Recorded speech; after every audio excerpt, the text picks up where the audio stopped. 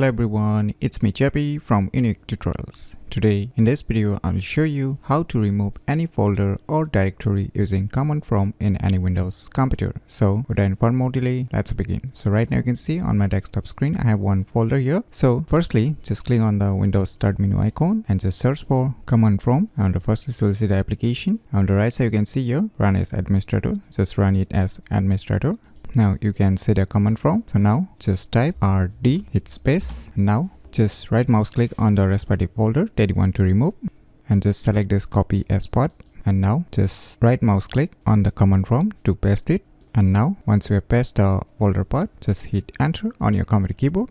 Voila, now you can see the folder on my desktop screen has been removed successfully. So you can repeat the same process if you want to delete the different folder with different folder path. So using these cool tricks, you can easily remove any folder or directory using command prompt in any Windows computer very easily. So if you never known about these cool tricks, then you should definitely give it a try. So if you find this video tutorial useful, please click on the thumbs like button, and if you're new to our channel, click on the subscribe button. And lastly, thanks for watching.